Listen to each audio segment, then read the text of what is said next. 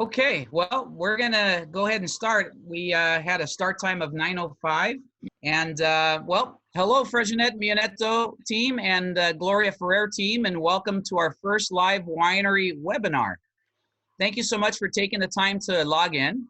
A quick note, each webinar we are hosting will be followed up with a quiz, so make sure you take notes.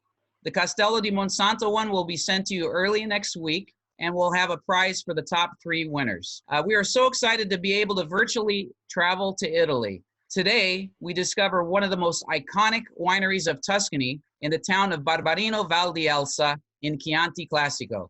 Without further ado, I would like to hand over the virtual microphone to the lady of Chianti Classico, Laura Bianchi, and export manager Gabriele Colombo of Castello di Monsanto. I'm here today with Gabriele, as our expert manager, and also an expert in wine, because Gabriele has a WSET 4 degree.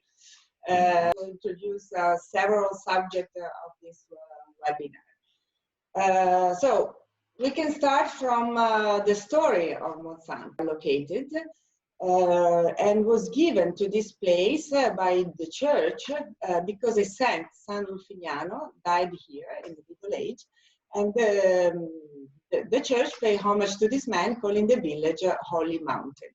The name Monsanto means in Italian language. The winery has been existing since 1700, was owned by but before World War II, he needed to leave to find a job, and he moved something near where he was born. And he opened the windows of this house, and he immediately fell in love because he could see San Gimignano. Of the place for wine was discovered by my father, Fabrizio. My father was not an enologist. He just started to open the bottle they found in the cellar. They immediately understood the potential of this place for winemaking. So, in 1962, with the first harvest, the adventure started. And in 1964, 2 years later, my parents received the wine. Yeah. I'm still waiting. Anyway. I'm sure all of you remember the straw flask. So a complete different my father in mind. He wanted to produce a Chianti Classico, a Sangiovese able to challenge with the best world production. And so we can only tell a few things to make the story shorter, but for instance, who ever made inside the Chianti Classico denomination? Or for instance, in 1968, he decided to go against the law and he produced Il Poggio without the use of the white grapes. The original formula of Chianti Classico at that time was the blend of 5 different grapes. 3 red, Canaiolo, Colorino, and Sangiovese, and 2 white grapes, Malvasia and Trebbiano. And needed to be produced with all these grapes. In 1968, he decided, no, I want to produce a better red wine, and I can use the Malvasia and the Trebbiano. And he declared it on the back label. Nobody put him in jail, but for sure he made he opened a big discussion inside the denomination to change the regulation, the discipline. And then later, many other different things, like the change of the type of the barrel from chestnut to oak, different type of fermentation, and a lot of experiments. So a visionary man, for sure, a man that has been able to see far ahead, and for sure created the greatness of the wine. Me personally, when I was younger, I didn't want to work with him. It was not my ideal. To work with families is always complicated. So I took a degree in law, but when I started to work in a law office, I realized that was not my life. It was too boring. And I still remember, honestly, it was 30 years ago, the face of my father, the smile of my father when I told him, Dad, I think I could try to work at Monsanto. His smile is still in front of me. When I started, I remember I had three big challenges in front of me. I was a woman, I'm still a woman.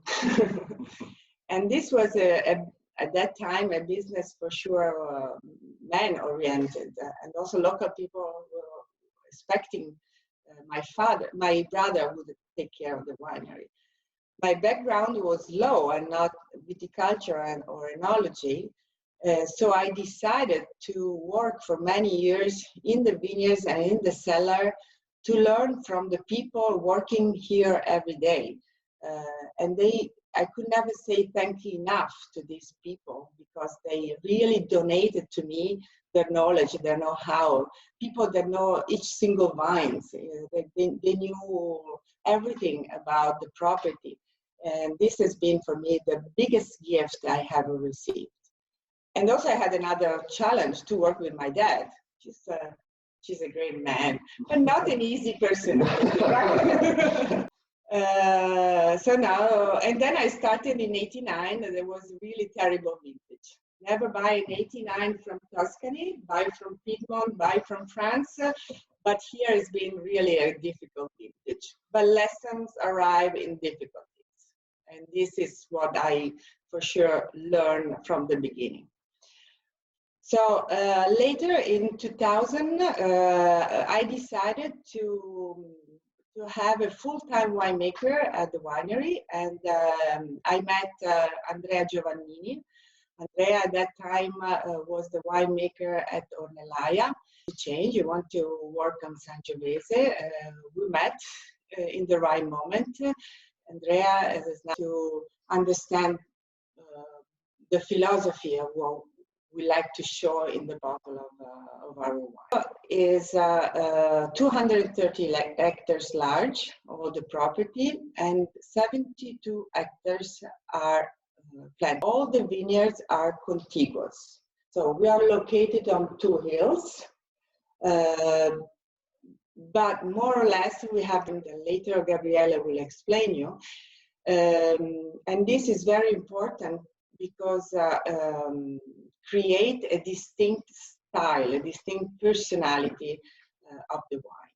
And all these vineyards are surrounded by forest. We have more than 100 hectares of forest. And forests are so important. Gabriele will explain it too, because they create the enzymes, the yeast, which is so important for the style of the wine. And I also want to tell you one thing. Chianti Classico, the entire denomination, is probably the first denomination in the world with more forest inside the territory. So we want to show you the map. So just introduce you to the area. Tuscany, I bet every of you know Tuscany is in Italy. Central Italy, you have Firenze in the south. 70,000 hectares of territory is Chianti Classico. As Laura was saying, the more ancient Chianti Classico is basically a big plateau, hilly plateau, where the soil exactly here, Sangiovese, extra acidity and extra tannic structure. That's why part of the appellation that is more close between the hills. Here, the horizon cutting down the humidity and making the grapes more healthy. This is Nora and all the consortium is working towards putting, fighting against the big industrial producers to put that style of wine. And the style of Monsanto is always with this sturdy backbone. I want to show you something really special that we can find in this area. Look at this. There's old oyster. Chianti Classico, up to 350 meters, was covered by water, by the above all when we prepared the soil to create the new vineyards. And sometime inside of this, you can in the middle. So I want to tell you a brief story about the cellar of Monsanto. 100 meters long gallery. It was built by hand by 3 men. They took 6 years. The most incredible thing, they built the cellar using all the stones coming from the vineyards. So at Monsanto we are strong men.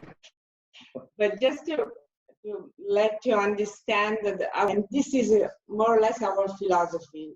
In this job, we need patience. We need passion and patience. Also, the fact of the blending decision is another single spot is vineyard by itself, and we keep them separately.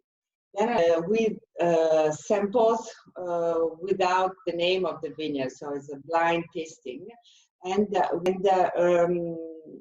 we are 3. Most of the time we agree, sometimes we do not agree.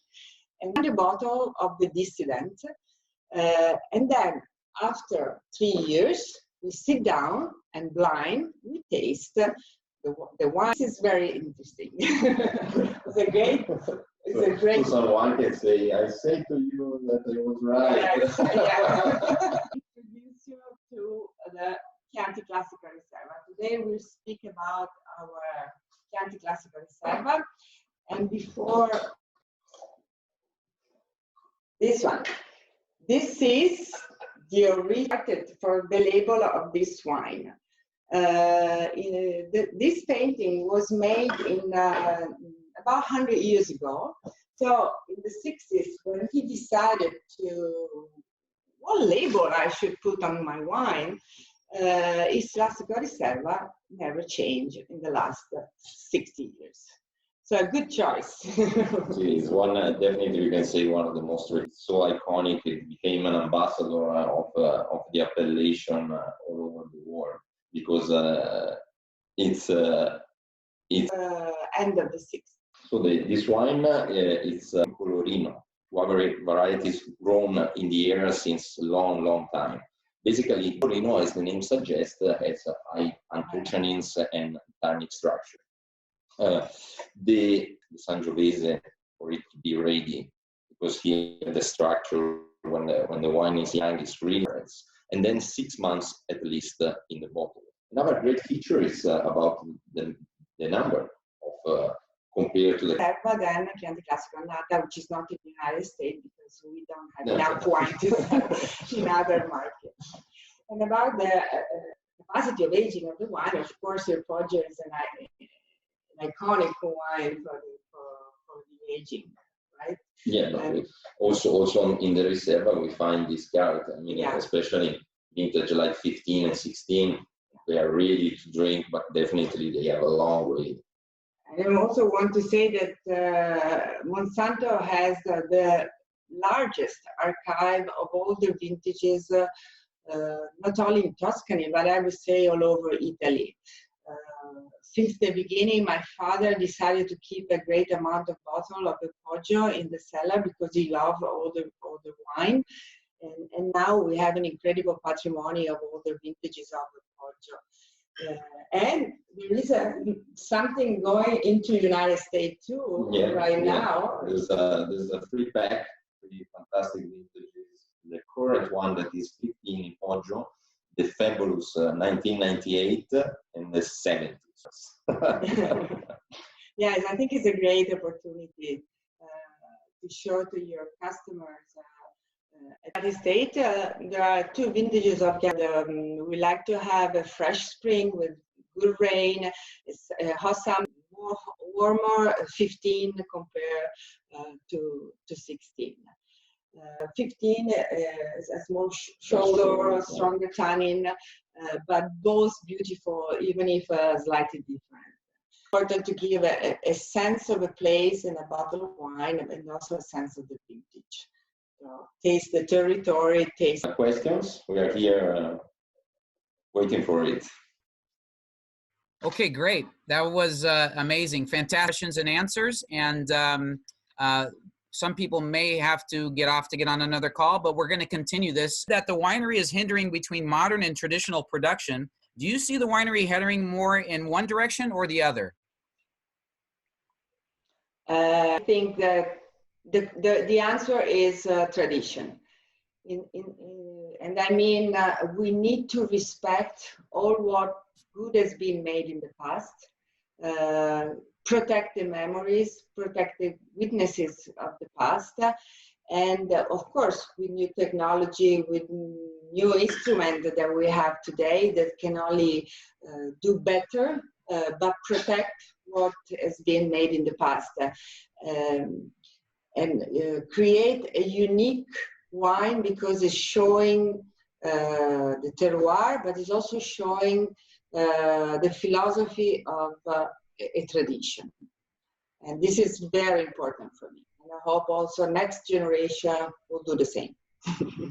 Okay, fantastic. The second question. Poggio is 5.2 hectares large. Okay, very good. And typically, how many cases do you... Go ahead, what were you going to say, Laura? Il Poggio in the Italian language means the top of the hill, the crest of the hill. So the hill. When Il Poggio was created, was the blend and aging process the same as it is today?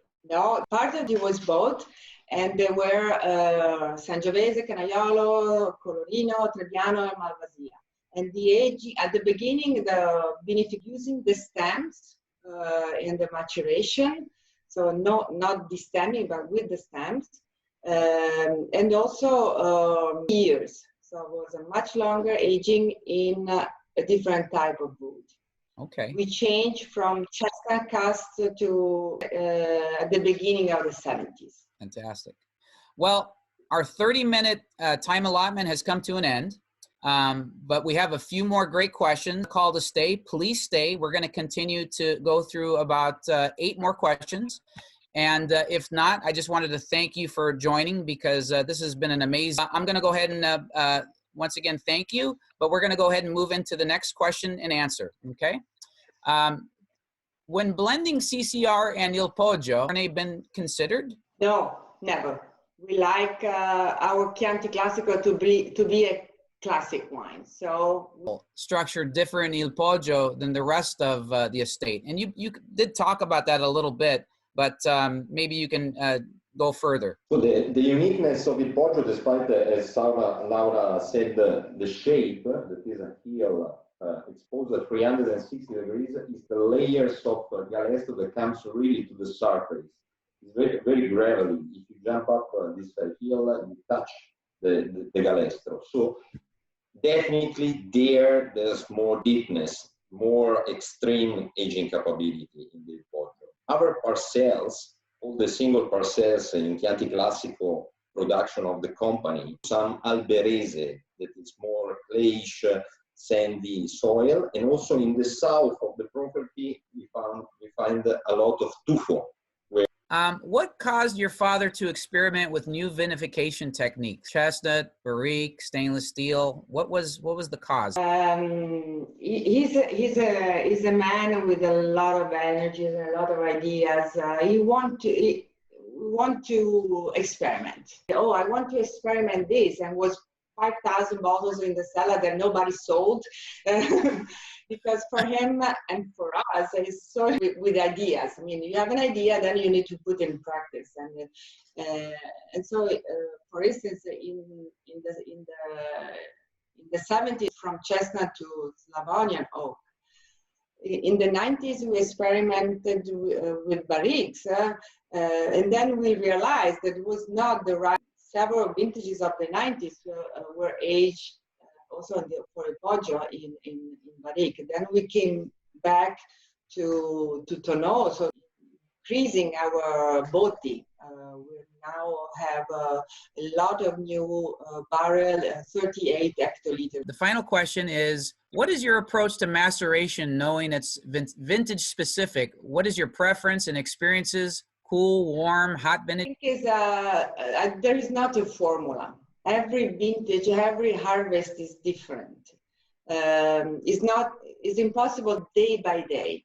There is not a formula. We live day after day what's going on, depending on the quality of the grape that we have every vintage. Fantastic. I actually do have one more question that came up. Everyone wants to know what the name of your German Shepherd is. Name is Uva.